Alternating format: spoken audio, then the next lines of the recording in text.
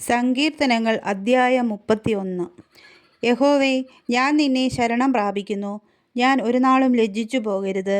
നിന്റെ നീതി നിമിത്തം എന്നെ വിടുവിക്കണമേ. നിന്റെ ചെവി എങ്കിലേക്ക് ചായ്ച്ച് എന്നെ വേഗം വിടുവിക്കണമേ. നീ എനിക്ക് ഉറപ്പുള്ള പാറയായും എന്നെ രക്ഷിക്കേണ്ടതിന് കോട്ടയായും ഇരിക്കണമേ. നീ എൻ്റെ പാറയും എൻ്റെ കോട്ടയുമല്ലോ. നിന്റെ നാമനിമിത്തം എന്നെ നടത്തി പാലിക്കണമേ. അവരെനിക്കായി ഒളിച്ചു വച്ചിരിക്കുന്ന വലയിൽ നിന്ന് എന്നെ വിടുവിക്കണമേ. നീ എൻ്റെ ദുർഗമാകുന്നുവല്ലോ. നിന്റെ കയ്യിൽ ഞാൻ എൻ്റെ ആത്മാവിനെ ഭരമേൽപ്പിക്കുന്നു. വിശ്വസ്ത ദൈവമായ യഹോവേ, നീ എന്നെ വീണ്ടെടുത്തിരിക്കുന്നു. മിഥ്യാമൂർത്തികളെ സേവിക്കുന്നവരെ ഞാൻ പകയ്ക്കുന്നു. ഞാനോ യഹോവയിൽ ആശ്രയിക്കുന്നു. ഞാൻ നിന്റെ ദയയിൽ ആനന്ദിച്ച് സന്തോഷിക്കുന്നു. നീ എൻ്റെ അരിഷ്ടതയെ കണ്ട് എൻ്റെ പ്രാണസങ്കടങ്ങളെ അറിഞ്ഞിരിക്കുന്നു. ശത്രുവിൻ്റെ കയ്യിൽ നീ എന്നെ ഏൽപ്പിച്ചിട്ടില്ല.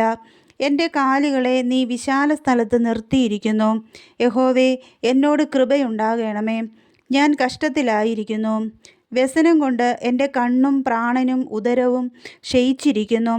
എൻ്റെ ആയുസ് ദുഃഖം കൊണ്ടും എൻ്റെ സംവത്സരങ്ങൾ നെടുവീർപ്പ് കൊണ്ടും കഴിഞ്ഞു പോയിരിക്കുന്നു. എൻ്റെ അകൃത്യം നിമിത്തം എൻ്റെ ബലം ക്ഷീണിച്ചും എൻ്റെ അസ്ഥികൾ ക്ഷയിച്ചും ഇരിക്കുന്നു. എൻ്റെ സകല വൈരികളാലും ഞാൻ നിന്ദിതനായി തീർന്നു. എൻ്റെ അയൽക്കാർക്ക് അതിനിന്ദിതൻ തന്നെ. എൻ്റെ മുഖപരിചയക്കാർക്ക് ഞാൻ ഭയഹേതുവായി ഭവിച്ചു. എന്നെ വെളിയിൽ കാണുന്നവർ എന്നെ വിട്ട് ഓടിപ്പോകുന്നു. മരിച്ചു പോയവനെ പോലെ എന്നെ മറന്നു കളഞ്ഞിരിക്കുന്നു. ഞാൻ ഒരു ഉടഞ്ഞ പാത്രം പോലെ ആയിരിക്കുന്നു.